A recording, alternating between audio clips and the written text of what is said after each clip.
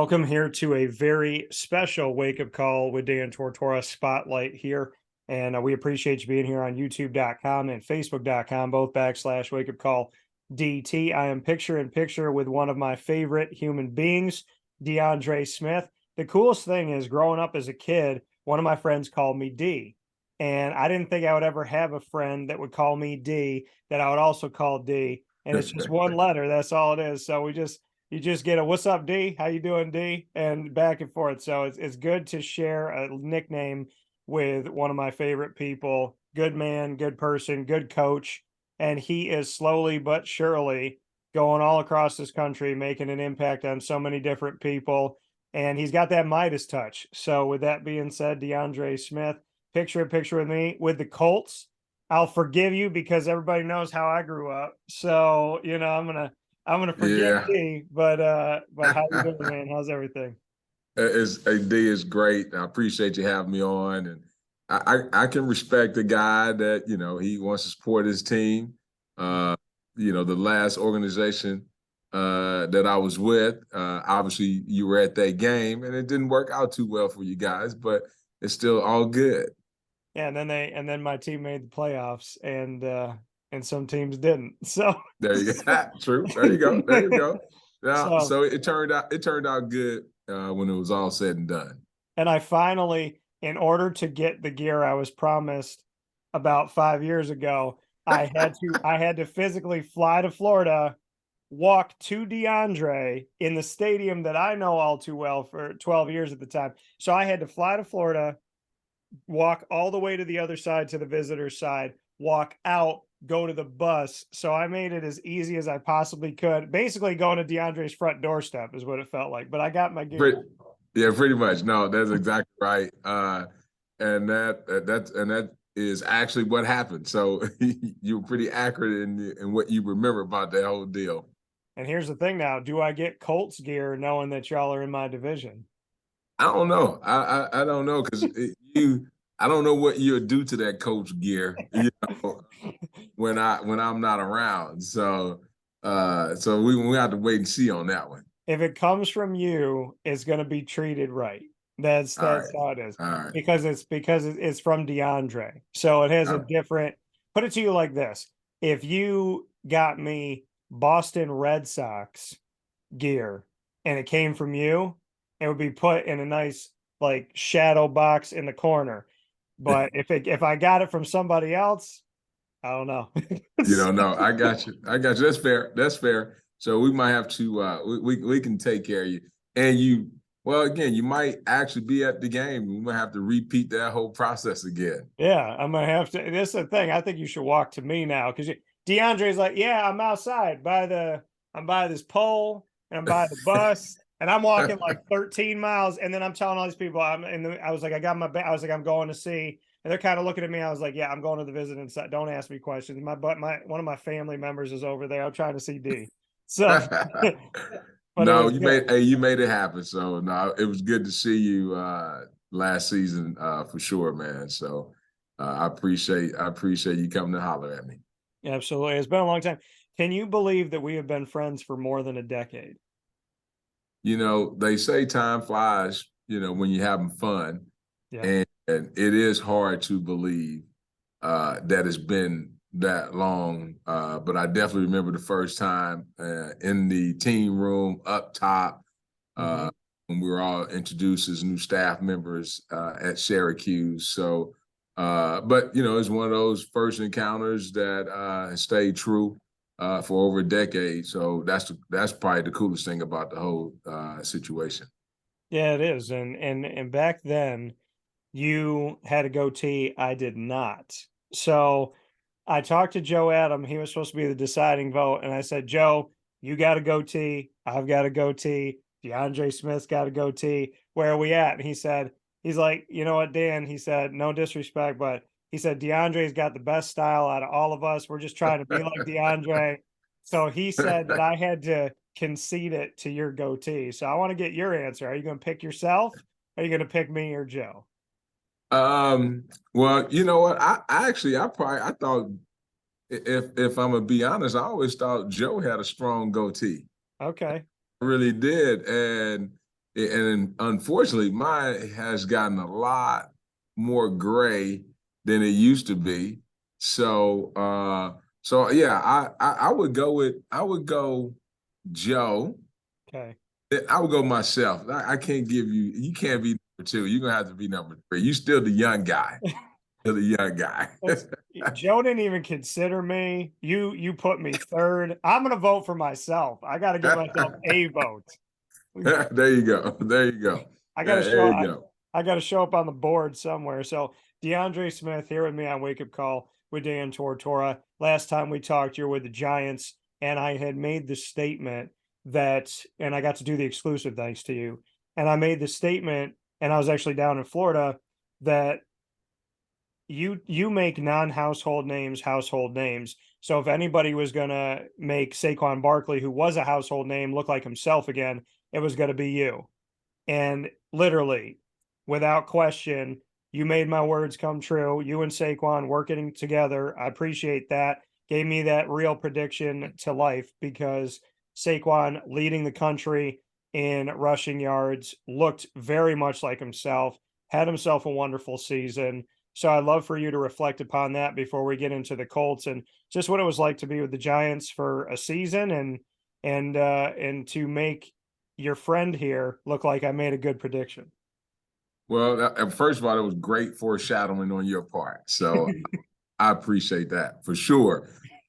It was an awesome experience. It was my first opportunity to coach in the NFL. And it was with a great organization that, with the New York Giants and just all the history and the tradition. And then on top of that, getting a chance to work with a player like Saquon Barkley. And then more importantly, the staff. I couldn't have been in a better situation from top to bottom with the coaches, the head coach, assistant coaches, the general manager. Everything was first class.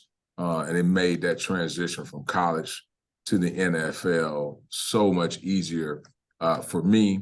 And not only did I have a great player in Saquon, but my backup guys were really, really good professional football players, came to work every day, helped with that transition. And we won a lot of games, made it to the playoffs, won a playoff game, which no one expected us to do that. So yeah, my first year in the NFL was by far, a great time for me. And, I said the two biggest things for them to figure out were the future of Daniel Jones, the quarterback, who was playing after the team not picking up the option. So it was kind of like prove yourself. And then Saquon Barkley as well, and trying to figure out how to balance that money out. What does it mean to you that they're going to continue to be Giants, both of them? It's awesome. Those guys. I had a previous relationship with Daniel Jones because he played with my son at Duke. Yeah. So obviously was aware of him before he even got to the New York Giants, and then getting into being in the building with him. Great professional. It was awesome to see him have the success that anyone that kind of knew him thought he would have, given the right opportunity. And because Saquon is such a tremendous football player, even better person, you like for guys to put in the work and then be rewarded for that. So it's exciting. It meant a lot to have him have the year that he had, the production that he had. He was a good leader. He was a good teammate, stayed healthy, and he had a lot of production. So it was fun to go to work every day. And I'm glad those guys. And as a coach, really you want to put your guys in a position where they can do some special things to take care of their families. And that was my reward for him to be able to do that. What was, what's been your relationship like with Saquon Barkley? Because, obviously you being there and directly being his position coach as a running backs coach last season with the Giants, like I said, he looked more like himself. He stayed healthy. I mean, you obviously have a place in that. So what's been your kind of back and forth with him? And did he, thank you for aiding him, like you said, in having the opportunity to take care of his family? Yeah, they and I'll talk with the whole group first. one of those things where after the last game, you're in the locker room, season's over, where you're disappointed. And probably the biggest thing for me was all those guys. I told them I appreciate all the work they put in last season, and to a man, they're like, "Coach, man, we love you," and I thought, wow, you have grown men, and you in that moment, and they're like, "We love you." This was a lot of fun. It's really, really enjoyed working with me and those type of things. So the relationship that we built from this same time last year all the way through the last game, it's one of those deals when you're genuine, you're honest, and you work. And I always made the promise that I'll come to work every day. I'll have a smile on my face, and I'm gonna give them everything I had to help them be the best football player. So they always appreciate that, every one of them. And Saquon in particular, he did thank me. One of the coolest things was when he made it to the Pro Bowl. That was a big deal. And we talked about that. And then, what he's able to do for his family, he does a tremendous job taking care of his family. So that helps out a lot. That absolutely helps out a lot. So he's been good. He's been great. And I expect him to continue to have a lot of success. When you hear grown men be able to tell each other, I love you, what does that mean to you? Because you and I do that. That's that's been our friendship. I'll shoot you a text message, say I love you, D. Yep. So what does that mean to you because stereotypically, men feel like we're not allowed to, or we shouldn't, or we can't. But when you said that obviously meant a lot to you, that not just Saquon, but that the whole room said, "Hey, coach, I love you." Just what that did for you, not just as a coach, but as a human being, to hear these grown men say, "Hey, I want you to know I love you. I appreciate you. And I want you to know that." Oh, it means a lot. Well, one thing that I always try to have a relationship with all my guys. So once you're in that room, they're going to spend a lot of time with me. And part of a lot of meetings where we're just sitting down, getting to know each other and talking, one of the things I shared with them, number one, I have kids their age. So really I'm old enough to be their father. So that was always one connection with those guys, but to just have open and honest conversations about expressing yourself, how you feel, building true connections and those type of things. And really when, I tell them I love them, they tell me they love me. That's a genuine thing. And you say it, and you more importantly, you show, by your actions. And when there were some tough times that we were going through, we lost a few games, but that trust that we had, that love that we had, that we were able to overcome that, and we stuck together. So there was times throughout last year you can kind of show what that really means. Do you actually mean what you say? And true enough, it worked out, for everybody. Speaking here with DeAndre Smith on Wake Up Call with Dan Tortora in this Spotlight special, D times 2, I guess we would say it here. And you have another D behind you over your shoulder that says dependable. And that's one of the words there with the Colts. I want to go into that word specifically, because it's not something you always see on the wall. I see tough up there. You'll see tough, you'll see gritty, but dependable. Why do the Colts use it? And why do you feel like it's so important to have that as part of the mission?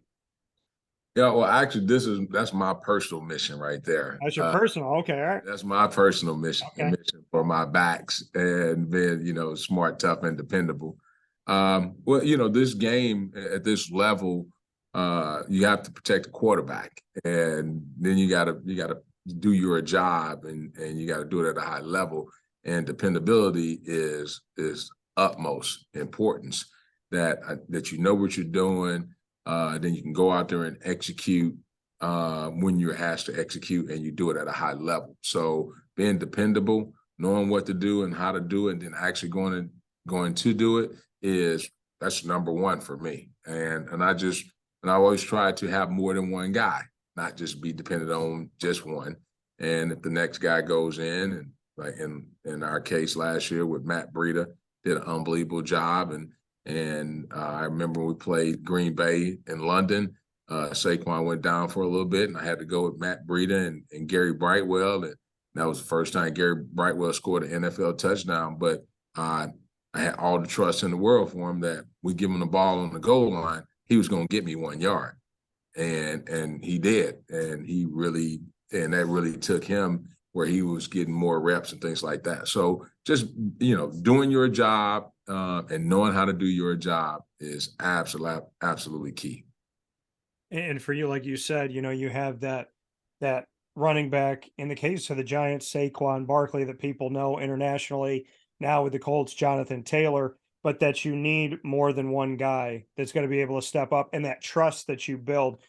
What do you see beyond sheer talent, beyond how, their body physique is made up? What is it that speaks to you when you're looking for that other guy or guys that you can hand the ball to?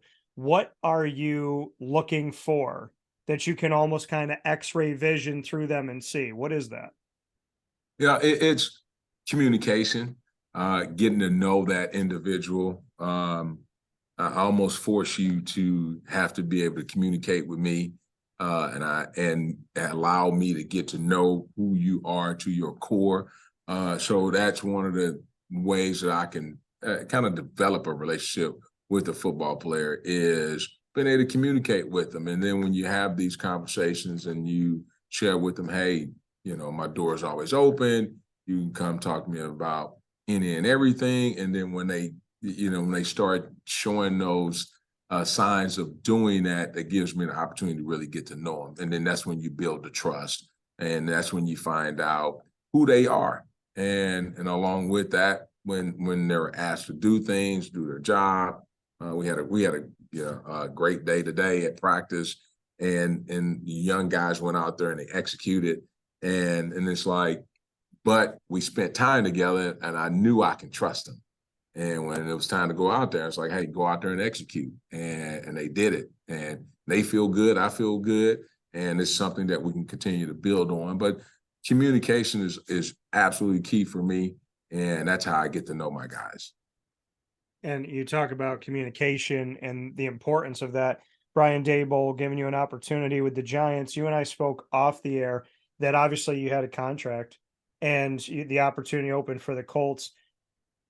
To go off of that communication, openness, honesty, just what you want to say about the opportunity from Brian Daboll, and then that open line of communication when this opportunity arose for you to not just have a chance with the Colts, but that, personally, it was going to be better for you location wise. Yeah, well, Coach Daboll, I'm an absolute awesome coach, and I'm just working for him for one season. I'm really happy because it's not like this just happened overnight. He is a tremendous play caller, unbelievably smart football coach that has worked under great coaches from Bill Belichick to Nick Saban. And this is a coach that put in his time and his dues, and he got his opportunity last season to run an organization and did an unbelievable job. That's why he was coach of the year. But one of the things that he and I got a chance to do when we first got there last year, as we were putting in the offense and he's getting to know the guys, we spent a lot of evenings together and a lot of time talking and a lot of time visiting and learning each other, not just myself, but I learned about him and other coaches on the staff. So you find out in that time that, okay, who you're working with and what these guys are all made of and things like that. So when the opportunity happened here, being from St. Louis, being closer to my daughter and my granddaughter and things like that, he knew how important that was to me. And so, when we were kind of talking about the opportunity, it made it a little easier because he knew me, right? Not just someone that was just working for him, but he had an intimate knowledge of how I'm made up and what's important to me. Your track record, we've talked about it before, but be it at Syracuse, North Carolina, Utah State, Texas Tech, the Giants, so on and so forth. There's something to be said about the legacy that you leave and the player's success while you're there, or when you've worked with them and then we see them later on, like a Michael Carter, and see his success continue on after you were with him at North Carolina under the coach at the time, Larry Fedora. So what do you attribute that to, that you have had? And I said it in the intro, the Midas touch, but what I mean by that is it's not a mistake when DeAndre Smith goes to a bunch of different places with a bunch of different student athletes or professional athletes in all different parts of the country, no stars, 4 stars, 5 stars, 2 stars, guys that are highly drafted, that guys that aren't. There's something to be said that if we look at the spectrum of player, you've been able to take non-household names, make them household names. And like I said, take the household names and get them back to who they were or even better. How are you doing this? Why do you believe you've been successful all across the country? Well, the one thing I've always taken pride in as a position coach, like I always wanted to be the absolute best position coach, running back coach in the entire world, alone the entire country. So with that being said, the work ethic, the time that's put in to individually, no matter where I'm at, individually find their strengths and try to really enhance those strengths, and then some of the weaknesses that they might have, improve those, but really just pour into those guys. And I feel like I've always had the ability through communication and just being a real honest coach with my players, that they see that. One thing about kids, they know if a coach is a legitimate coach or a coach not a legitimate coach. They'll see right through that, and it's something that has stood the test of time. Doesn't matter if it's 1AA football to the NFL. Like it's the same. Those guys, if you know what you're talking about and you're really good at what you do, they'll listen. And if you don't, they're not going to listen. It doesn't matter what level that is. So I take pride in really being detailed in what I do, being committed to what I do, being consistent in what I do. And I always challenge those guys to, hey, just give me a chance. Give me a chance. This is what I see. If you do these things and you improve on these things, you're going to have success. And yes, over 23 seasons now, yeah, it's been pretty good for me. DeAndre Smith here on Wake Up Call with Dan Tortora. The interesting connection that you have now with Shane, the head coach, new head coach of the Colts, is that you both worked together at UNLV. You were a running backs coach. He was a grad assistant. Yeah. So what is that like to see that like reverse? You saw him as a grad assistant. Now he's a head coach. I mean, somebody who you obviously made an impression on in a positive way, and then he turns around and wants to hire you. What has, since I think it was back in 2009, and now here, 14 years later, how has this relationship blossomed? Have you always kept in touch? And how did you end up getting offered a job by a former grad assistant that you knew? Well, number one, the interesting thing way back when I first took the job at UNLV, and he was there, and it's like any place I coach, I go in, again, I have a smile on my face, and I'll say hi, I'll open myself up to anyone that's in the program, and he just happened to be one of the coaches that was there that we hit it off, and I immediately knew how smart of a coach, he was at that time. Now, of course, I couldn't foresee that, hey, he'll be an NFL coach 14 years later, but I knew he was smart. So that was number one. But real similar work ethic, energy level, things like that, even though I'm older than he is, you find some kind of commonality that way. Well, we, after one season, got let go at UNLV, and he actually ended up going to Louisville, and he and I were going to go to Louisville together, because we were going to go with the head coach at the time. So that didn't work out, but we always stayed into contact. And over the years, I would, maybe if I'm in San Diego, he was coaching with the Chargers, I'll reach out to him, but we always stayed in contact. And in 2018, when I first interviewed for an NFL job, it was with the Colts, and it was with Frank Wright. And I got a call from a friend to say, hey, would you be interested? And I tried to figure out, well, I don't know anybody on the Colts. And then I realized Shane had worked for Frank with the Colts. And I called Shane up and said, hey, how well do you know Frank? He said, hey, that's my guy. I said, well, I think they got a job open. He said, give me 5 minutes.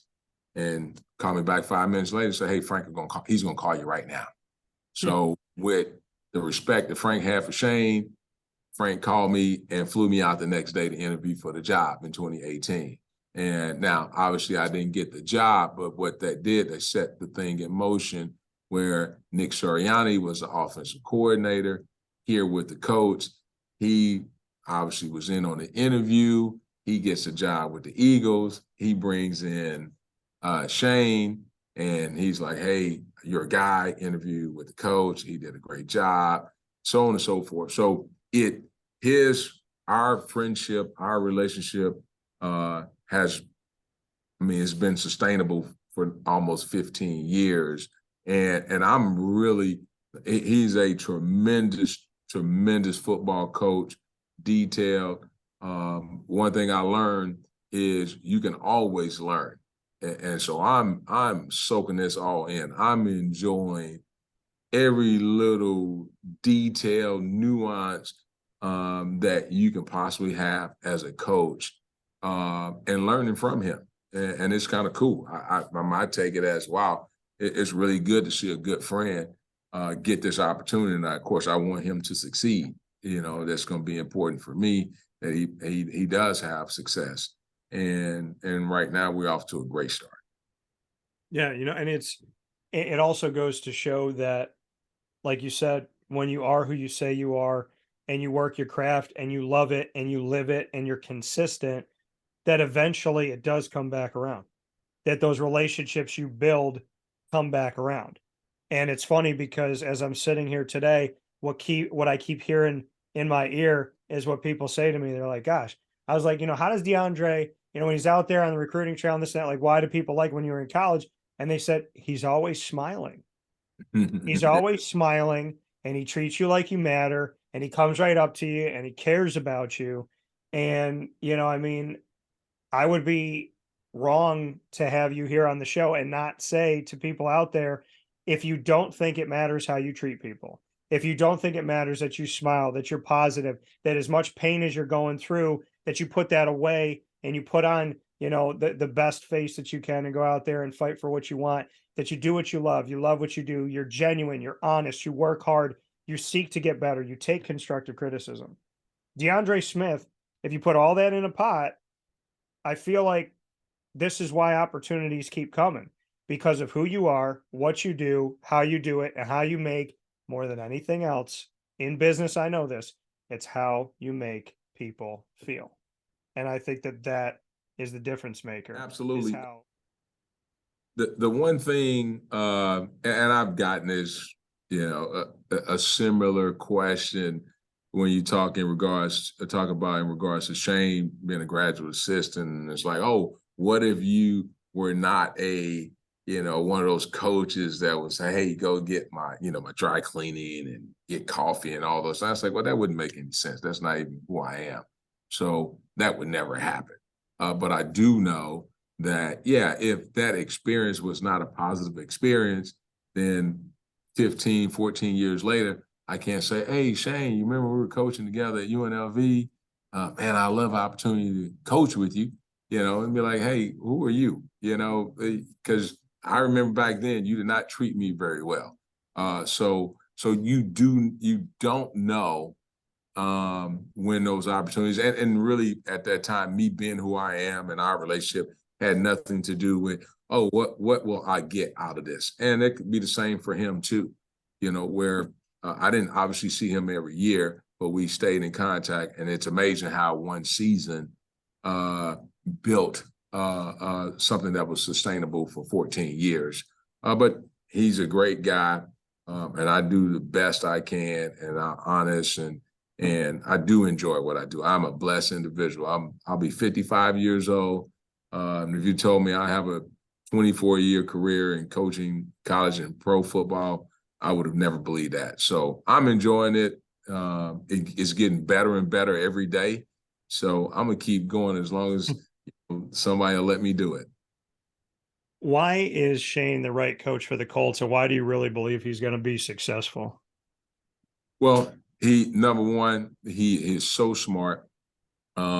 He does a great job with the players, so the relatability is awesome, and the scheme that we have, his ability to coach quarterbacks and develop quarterbacks, and his commitment, his preparation that he has, and he's relentless at what he does, and that energy level, and he's seen it, being in Philly and being in San Diego and what those guys do.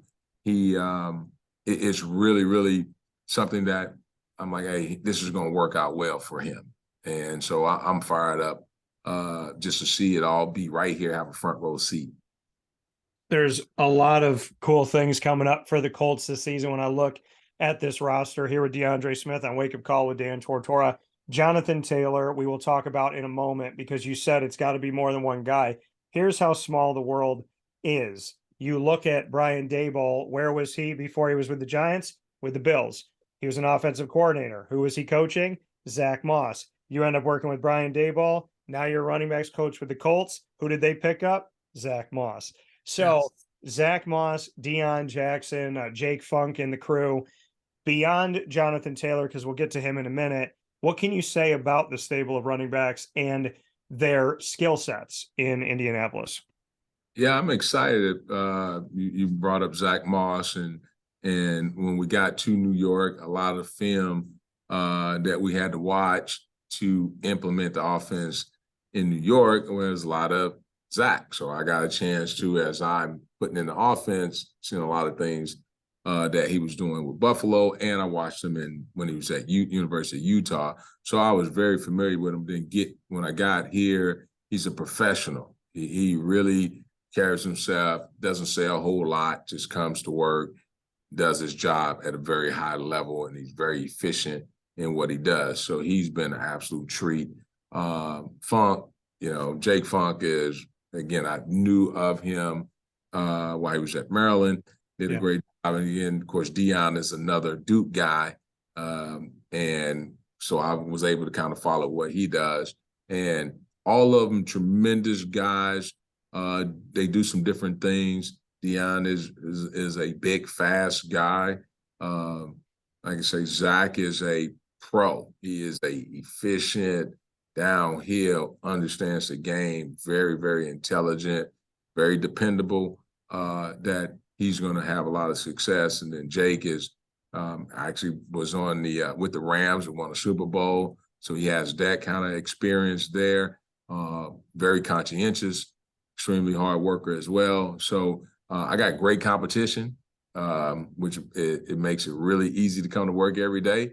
Those guys are going to be on their A game every time we step foot on the field. I look at Colts history at the running back position. I mean, you look at, for goodness sakes, Eric Dickerson, Marshall Faulk, and Edgerrin James. I grew up watching him, and having to go against him in fantasy football was a nightmare. Actually, I remember that. Joseph Adai. And then I have to shout out my guy, one of my favorite people, and he said something to me that I never forgot. I carry it with me. And so when I was working down in Florida, I was covering the Florida Tuskers, and it was a United Football League team. And they, didn't have a ton of fans. They were playing at the Citrus Bowl, which is now Camping World Stadium. Through covering a team that people didn't really, because they're paying attention to the NFL, covering a team that there wasn't a lot of media there for, I met Joe Theismann, and I have a friendship with him. Met Doug Flutie, John Gruden, Jay Gruden. Brooks Bollinger, Avion Kaysen, bunch of awesome people, and Dominique Rhodes. And I'll never forget, I was going through a really tough time, and I was just kind of sitting here like, why am I seeing evil prosper? You know, I'm working hard. I'm not all about the money. I want to make enough doing what I love and loving what I do. I was an independent contractor at the time on ESPN radio in Orlando. And Dominique looked at me, and he always treated me good, always treated me well. And he pulls up in this big, you know, black Cadillac Escalade, and he stands outside of it. And he said, man, he's like, I'm going to tell you something that somebody told me a long time ago. He said, if you chase money, you'll chase it forever. But if you chase your dreams, it's like, I know it's hard. I know you're frustrated. But if he's like, you're doing a good job, keep doing what you're doing. He said, if you chase your dreams, the money will chase you and eventually catch up to you. And I never forgot that he said that, because I was saying to him, I'm like, you know, I'm just trying to do what I love, make enough doing it, because I, not just myself, but I want to show the world that the only job you should have is the one you love. And that's the only thing you should be doing. And I never forgot that he said that to me. He said, don't focus on the money. And I told him, that's not something I've ever wanted to focus on. He said, you focus on your dreams, run after them. That money will catch you. And great advice. I mean, absolute great advice. There's no question about it. That, yeah, I do get a chance to do something I absolutely love. And then they pay us way too much money to do this coach this game. But that is the bonus part of it. But to wake up every day, I can see out my window right now, the practice fields, and just do something that keeps me active and young and connected with young people. It's truly a blessing. You know, it's truly a blessing. But I never said, hey, when I set out, when I got into coaching, that, you know, I was going to keep chasing all these jobs, you know, because they pay, you know, X amount of dollars. I'm just going to keep doing a good job where I'm at. And as long as I do that, the other opportunities will come. And I'm thankful that I can share that with someone down the road, young coach, whoever it might be, that, yeah, I just coach, and opportunities, reputation, things like that got me an opportunity to coach in the NFL. It wasn't something that I said, hey, I'm going to go out here and do that. Someone recommended me for it, and then the rest was history. Yeah, and it's a beautiful thing. A Super Bowl champion, Dominique Rhodes, as well. I want to throw that out. So I always appreciate that, Dominique, and your connection to the Colts. Had to give you a shout out. Before we get into Jonathan Taylor and a couple other things before we close here, DeAndre, my question is, to put you on the spot, and I apologize in advance for doing this, but you and I have a good relationship. I have always loved the idea of leading a team, making decisions. I love the chess game and kind of moving pieces around the board. So as you grow, evolve, and excel as an NFL coach, would you ever put my name in to be a general manager? Oh, I like that. I like it. One thing I do know, you do want to have an opportunity to work with people you trust, that you know will be dependable, and you know they'll work, you know, their butts off for you. So yeah, I would definitely, I wouldn't even think 2 seconds before doing that. So I absolutely. And, you know, you never know. It definitely pays to know the right people. So if that opportunity ever presented itself, yeah, I'll be the first one. Put your name in the pot for sure. And that would be fun to be in the room and get to wheel and deal in the draft. I would definitely love to do that. But yeah, Jonathan Taylor, you know, he's all right. I heard some good things about him. So, you know, I mean, you go from the thing is, if you're going to go in the upper echelon and you go from Saquon, and the thought is, okay, well, how does it get better? Jonathan Taylor is Jonathan Taylor, and his numbers speak for themselves. I mean, this man has had himself an incredible career. He's been over 1,000 yards twice, and he got close the other time. He's young in his NFL career. He had almost 2,000 yards in his sophomore season. Would love to get your thoughts on what it's like to have Jonathan Taylor bring us. I mean, we obviously know he's a talent, but through your eyes and through your time with him, I want to get a little more personal in this world about who he is as a human being, what it's like to work with him, because he is truly a bell cow. Because he's not only getting these yards, he's one of those, I mean, he's carrying the ball 230, 300 plus times a season. Yeah, he's the football part speaks for itself. He is a football player. He is one of those guys. If you need him to carry the ball 30 times a game, he'll carry it 30. If you need to carry it 15, he'll do that. So from a football standpoint, he's exactly what you want, where he's a hard worker, he's tough, and he does not care. He'll do whatever it takes to help the team win. Now, the personal side off the field, getting to know him, talking with him, great family man, just recently got married. He has a mom and a dad that's been very supportive for him, but just a overall really, really smart, intelligent football player, person, got a couple businesses that he's involved with that he's excited about. So I love to hear that there's another side to him other than just the football part of it. And his ability to take in information, he asks questions, he wants to get better, he wants to really, really learn. And sometimes when you have a different voice standing in front of you and delivering the message maybe a little differently than he heard it before, he's excited about, this new opportunity, the new staff, the energy that's around the building. And I totally expect the comfort level to get better and better and better because it's been great and it will continue to be that way. And I just think, hey, his football, the really great football days are ahead of him, and it's going to be fun to watch. Is there something when you come onto a team for the first time, is there something that you do to break the ice, to show your personality, to help the guys feel like, it's a safe space and it's going to be a good working environment? Is there something that you do?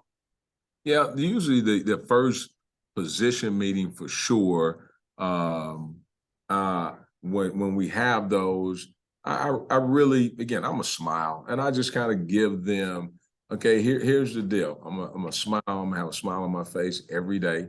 I said I'll be prepared every single day. I said, but I do like to have fun, and we'll work when we need to work. We'll work when it's time to have fun. And I'm like, hey, I'm just like everybody else. I kind of like these different things.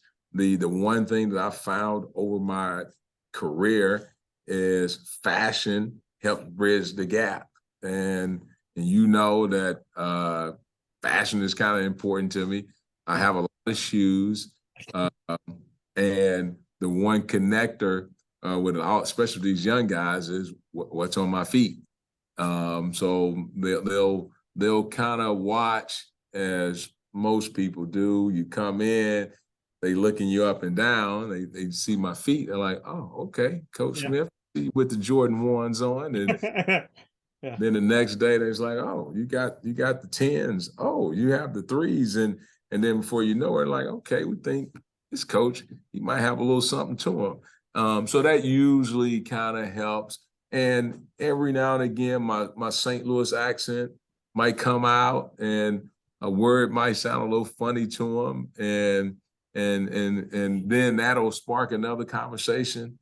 And before you know it, it's like, hey, someone wants to just kind of talk to me about any and everything, and they're not in my position group, which I really enjoy. But usually that first meeting, just kind of letting them guys kind of have an idea on who's going to coach them and what they can expect from me. And usually that gets the ball rolling, once we get going. Yeah. And I think, your fashion, you've always been very much into that. And I was going to ask you that. I was going to ask if you're in your contract with the Colts, if there was a portion of your contract dedicated to suits, shoes, and cigars. I was just wondering if there was something there for you. Not specifically in the contract. but yes, those three things I can take care of all three of those things. So there's no doubt about it. And actually, once we get done this evening, definitely a cigar will be on the menu for sure. And at some point, some shopping will be involved, over the next few days, for sure. How often do you allow yourself to have a shopping spree? That's a great question, because I have to taper that, because right now, this part of the off season, I'm in my sweats. I don't really do a whole lot. It's kind of all ball right now. So I can go maybe 2 or 3 months, and then like, okay, I need to spend something. I need to go to a store. And so I would probably 2 really, really good times a year where I'll just like, I don't care. Yeah. And it'll be a little bit here and there that I'll need a little fix on, but probably twice a year, I'll kind of go and just like, hey, whatever happens, happens. Most expensive thing you've ever bought? Well, besides a home, one of my watches were kind of expensive. One of these Breitlands, so it's kind of set me back a little bit. When I always, if I had luxury cars, but I always wanted a BMW. So I bought one off the showroom floor. So that was pretty cool. Oh, wow. I had never done that one before. So it was like, yeah, I want that one and I'll take it. So, but I try to be smart with that. I try not to do crazy, like I don't spend a lot of money on jewelry where it be ungodly amount of money. I don't do anything like that. I just accumulate over time a lot of stuff.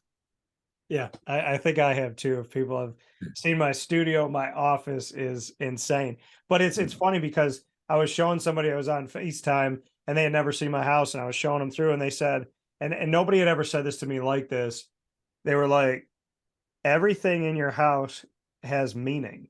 They're like, you have a lot of stuff, but it has a meaning to it. It's not like I just bought that because I liked it. It's right. Yeah. There's a story. I'm a big Marvel fan, so I'm gonna have to send you a picture of this. But my mom and dad had this wooden case of the dining room growing up, and so it's glass inside. It has shelves, and it's like wood on the outside. My mom had like clowns and dishes and stuff in there. I took that and I put the Infinity Gauntlet, like 2 size of Thanos in the bottom.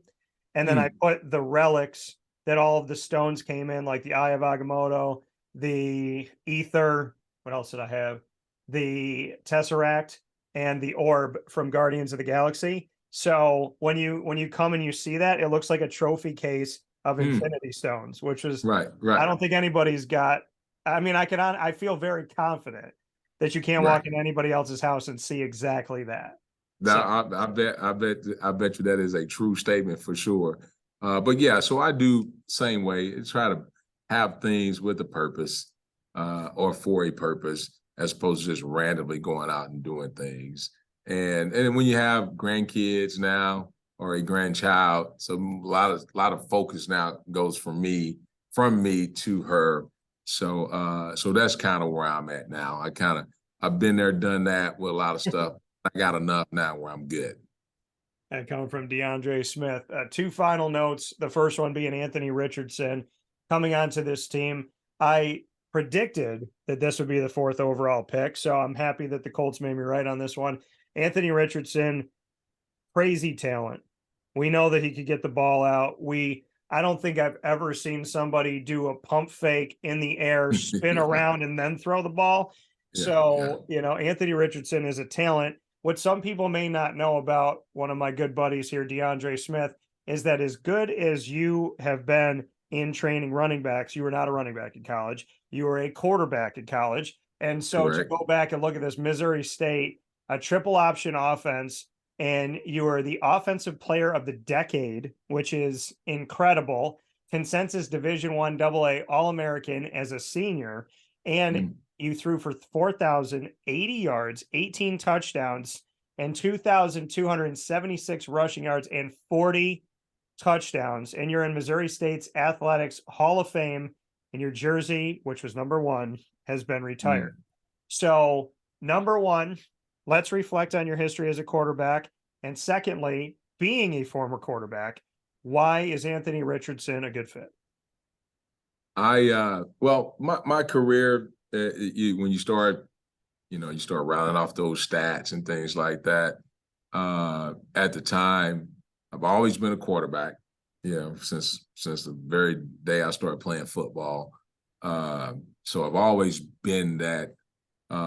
It just made sense for me being a leader, that type of thing. But what I felt like my strongest trait, God gave me some unbelievable gifts for sure, but I was a competitor. That's kind of always been I always hated to lose. But what I would do is I would give myself every opportunity to win. And I took pride in being a quarterback, being a leader, what those things mean when you're the face of a university, and things like that. So one quick story, when I played my sophomore year, we lost to the eventual Gateway Conference champions. At the time, it's called the Gateway, now it's the Missouri Valley. But we lost to Western Illinois. We were up like 31-7 in the fourth quarter, and we lost. They came back and beat us 35-31. And I can remember, and I talked to the team, I say, hey, that'll never happen again. We'll never lose again, where we'll lose the championship. So had great teammates, all those things. And we went on and won back-to-back championships and all those things and made the playoffs. And when it was all said and done, I got all the credit, but I did have great coaches. I did play with a lot of great football players, but I worked at it. I cared a lot about it. It was really important to me. Yeah. And so what with how I was as a player, obviously I translate that with my guys I coach, that they get that part of me too. But when you see the evolution of players, where now all of a sudden a quarterback is 240 pounds and he's like 6'4", and he can run faster than I ever run. He can throw further than I ever could throw. And you're like, whoa, what is going on? And this young man, just number one, just a tremendous person, caring. He wants to soak everything in, and it's just a joy to be around him. I tell people and it doesn't matter what great athlete you're talking about, the amount of pressure they have to be able to handle at a very young age, and the ones that figure it out, that stay humble, keep their head down, focus on whatever's important or what is important. Those are the ones that really come out on top. And it's a lot. It's definitely a lot. This is a lot. He just turned 21. Yeah. So I just cannot imagine, as great as I thought I was as being a leader, to be given, an opportunity to run a whole organization, to have a whole city. That's a lot of pressure. And but he has the right demeanor. He has the right mindset. He's going to have the right coaches around him that's going to help him develop like he should. He's in a great place. This is a great city. And he's going to be able to, when it's all said and done, he's going to be able to do some really special things. And I think people are going to be really proud of that fourth pick for sure. Gardner Minshew's there. I had Gardner Minshew in Jacksonville. What are your thoughts on how much of Anthony Richardson you feel like we will see this season with him being a rookie? Well, that part I don't know, but I will say this. We call Gardner Deuce. We like Deuce. Like, I tell you what, he is the energy that he has, his attitude in the building every day. Again, one of those kind of, all right, he's a quarterback. I'm new, he's new, but we hit it off. Like, we hit it off and we talk, and it's just, the energy, you can kind of feel it. It's the same. The personalities are the same, and I enjoy seeing him every day. And I know he's very smart. He knows this offense. He was at Philly with those guys before, and he's going to be a tremendous asset in what we're doing and how the whole organization is going to move forward. So, it's so early. You just don't know. This NFL thing is tough, though. It's tough. It really is tough. So we're gonna have to stay tuned on that one for sure. Well, you've been great about answering my questions. We play rapid fire. DeAndre Smith on Wake Up Call with Dan Tortora, Indianapolis Colts Running Backs coach. Because you've answered all of mine, I'm not going to put you on the hot seat. You can put me on the hot seat. You can ask me any 3 questions in the world. I have to answer them. And like I told everybody in the beginning, we've been friends for over a decade, so he knows a lot about me. Fire away, DeAndre. All right. So tell me about this Sunday, that ice cream Sunday that has, I guess, been constructed in your honor. What is that about? So I created almost a little over around 2 years ago, going on 3 years. I created a partnership within my company that functions almost as like its own company within the company, which is called a multimedia marketing partnership. And what that does is it can be implemented at any college or university, even a high school or prep school. And it allows them to have an extension of their multimedia, whether they have a big staff or they don't. It gives them a consistent positive message to the world through the community and beyond through what I do. So through interviews with their athletics director, their president, as well as their student athletes, their coaches, and it allows everybody an even playing field, for field hockey to have interviews like basketball, for football and bowling or whatever it may be. So I broke the seal on that with Lemoyne College, and we formed that exclusive multimedia marketing partnership, which was the first in the history of the school, first in the history of my company, because it was an idea that Dr. Linda Lemira and Bob Beretta and the team allowed me to implement for real. So we're a couple of years in, we're about to go 3 years in. I was with them at D2. I've gotten to cover them and, do this entire series to Division I. And so I said, I want to do a new Sunday because I had a Sunday there called the Wake Up Call Sunday. And I said, I want to do a new one, but I think I want to do it uniquely connected. And Lemoyne is right down the street from Carvel DeWitt. And Carvel DeWitt's the longest standing franchise in America of Carvel. So I was talking with Bob Beretta, the AD, and I said, I want to call it like something with the Dolphin. I want to make it Lemoyne Dolphin centric. I said, can I use the official license logo? And he said, absolutely. So in my partnership with Carvel, which is going on 12 years, and my partnership with Lemoyne, which is the first of its kind, I thought, why not bring us all together in the DT Dolphin? So it's mint chocolate chip ice cream, green for the Dolphins. It's hot fudge, whipped cream, cherry, green and gold sprinkles, and another first. There is no, as far as I know, there is no Carvel in America that has a dolphin, because the Carvel molds that they have, this Carvel DeWitt had to go look for them, test different ones, and buy them. So the owner, Jay Cartini of the franchise, he went and found a dolphin mold so we can have a chocolate dolphin jumping out of every Sunday. And we unveiled it officially yesterday. Officially Wednesday, May 24th, I should say, and of 2023.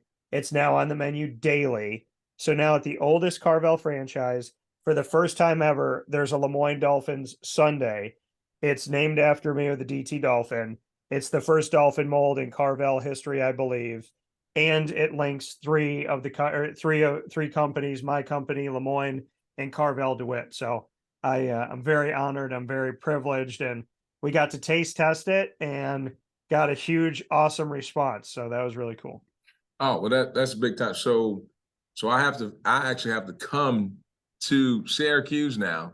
Yeah. And then to be able to have an opportunity to taste it, which I think I am going to make that trip. Yeah, you're going to have to come up here and get that DT Dolphin. So yeah, get that DT Dolphin. All right. So do a lot of interviews.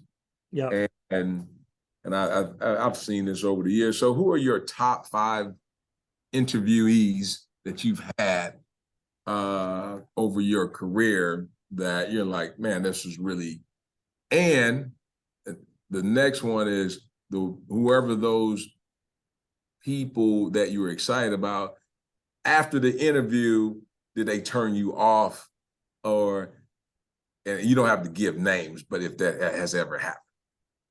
Yeah, I can say, so I've lost count, but there's been over 4,000 interviews just with Wake Up Call. And I have an entertainment show, Super Powered Pop. We have a Disney show, Do Diz with Dan. And we have comic books, kind of like a diners, drive-ins, and dives that go around the country to different cities and towns to go to comic book and collectible places. And it's called Comic Book Trails. And we have a dating and relationship show, which allows me to get my comedy out there, which is called Two Mics, No Filter with Andrea Smith. So big shout out to Andrea. So I get to do a lot of different things. If it's Wake Up Call and the over 4,000 guests that we've had, I can tell you that of over 4,000, there's 2 that rubbed me the wrong way. And I didn't know them and they didn't know me, but it was just like ego and just like weird kind of people trying to, I'm bigger than you type of thing. And I just kind of was like, whatever. But now one of them like follows me on social media and likes my posts and is super like supportive. And the other guy, he's got a lifestyle that I'm probably fine if him and I don't link up, because I don't have that life that he has, and I wouldn't want to have that life. So beyond that, top 5, I don't think I can put anybody in any specific order, but yeah. I think, and I'm not saying this to say this. So of the relationships that I built when Scott Schaefer and all of you, when Scott got let go, and then, they do what they normally do, which is they kind of just like let everybody go. When that happened, I genuinely was in like a state of, I was sad. I felt personally like a gut punch, because Shafe's staff of all you guys, like I became friends with so many of you. So I think the hardest part for me was that I was like, well, what am I supposed to do? Like, these are my guys. I wanted to follow them all the way through. Lester told me, he's like, I'm getting to a place where you're going to be the only guy that like I talk to. So, I think with Tim Lester and Tim Doust and Bobby Acosta and Joe Adam and yourself and Scott Schaefer and Wolf, there's a special group there that I love dearly. And I've reached out to Chuck Bulla, I've reached out to Clark Lee, and obviously Fred Reed in heaven. Right. So that's very unique to me. And I don't think I could pick anybody out of that. I just literally said to myself, when they leave, I hope we've built a relationship that I thought we have. And I hope that these guys don't lose touch with me. And you haven't. And I feel super honored. So you're like one giant piece of that. And I remember, because you and I lived in the same place, I remember saying to myself, and I think I said it to you, where I was kidding, not kidding. I'm like, you better not forget about me, D, because I'm gonna be really pissed if you do. And so I feel like that was like a personal attack, because when you guys left, that was like, as a big piece of my heart, because I loved the people that you are. I mean, beyond coaching, I just wanted you in my city representing my city. So, and I still miss it. So I would say all of you kind of group in that. I would say Floyd Little, because he became one of my best friends, and I never in my life thought I would be best friends with a legend. Like a ghost. I mean, it was crazy. So I would say Floyd.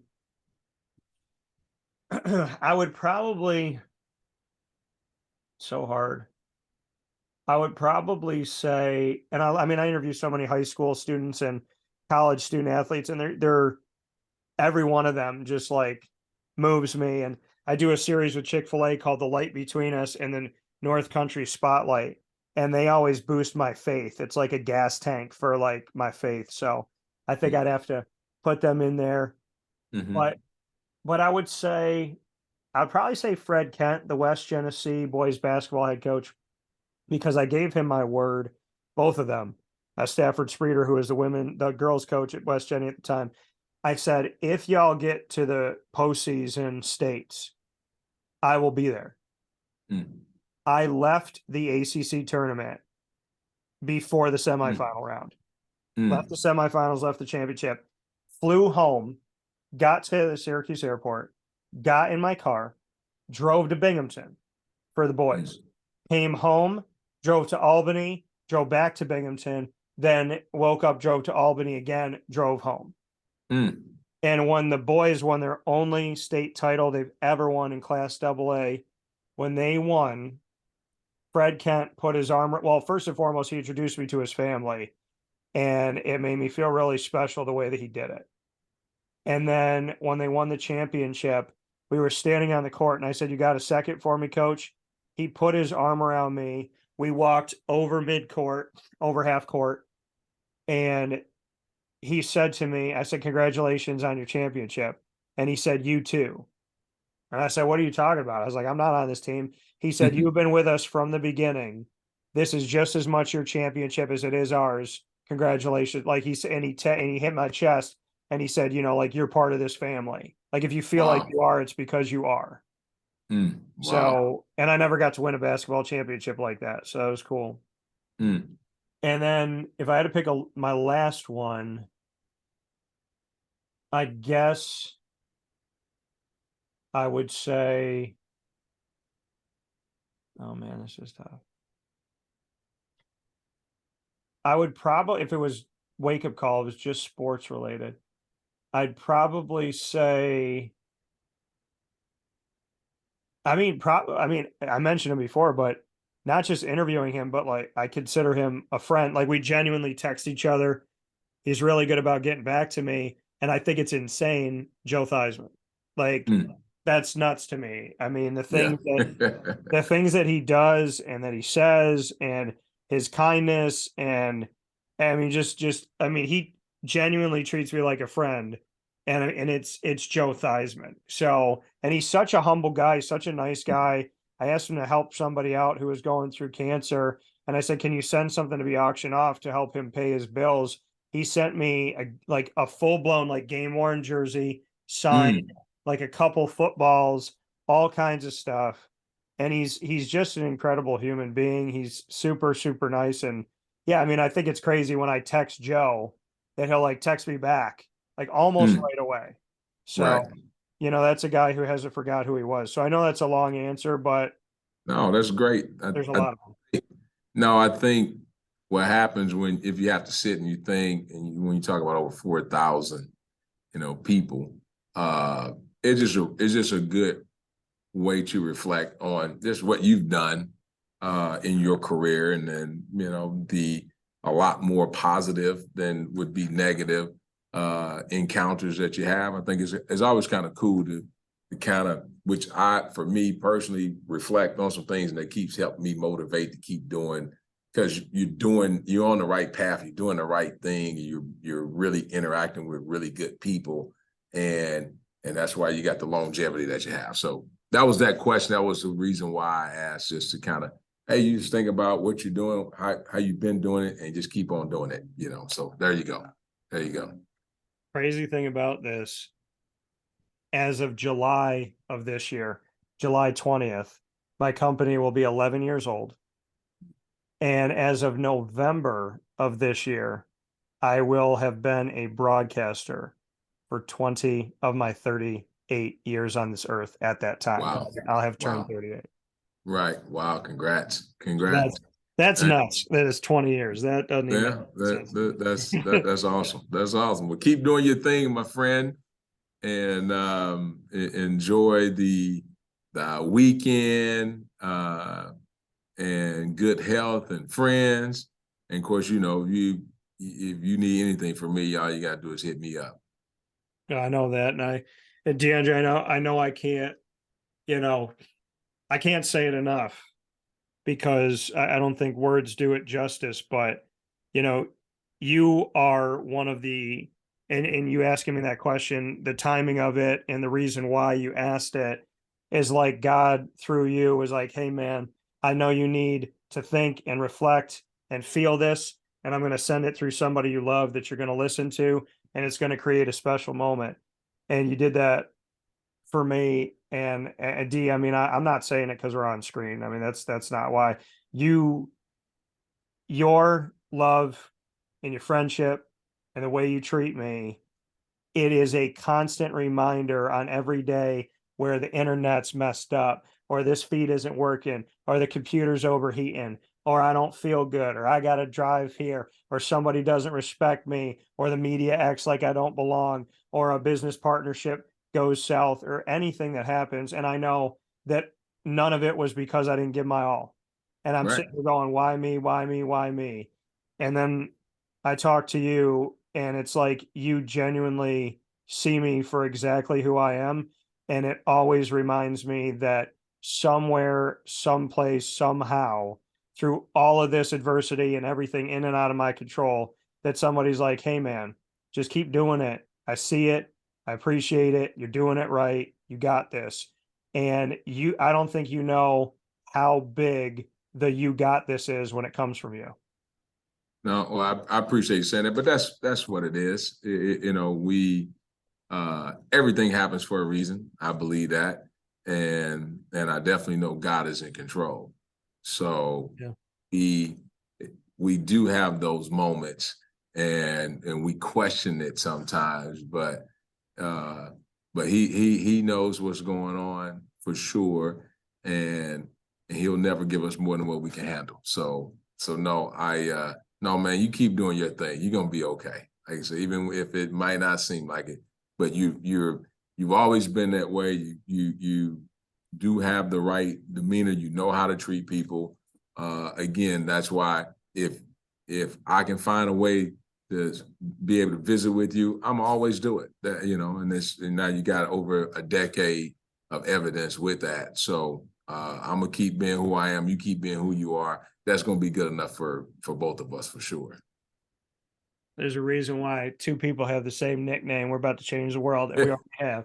I said it to my mom. I said, Mom, you know, I feel like I did something like this was successful. My mom and dad said the same thing to me. They said, honey, you're already a success. Like you say you're trying to build toward success. You already got it. Just keep doing it. So I'm going to say the same thing to you, D. Keep being successful, but you already got it. You got to the top of the mountain, and then the next one. You're just jumping to the next mountain now, and I love watching it. I love seeing it, and I feel very spoiled that I get to call you a friend. So, well, I appreciate it, my friend, man. As always, love you, man. Be careful there, and you know, whatever you need, just let me know. Appreciate it. I love you back. I'll talk with you soon. Okay, take care, big dog. You too.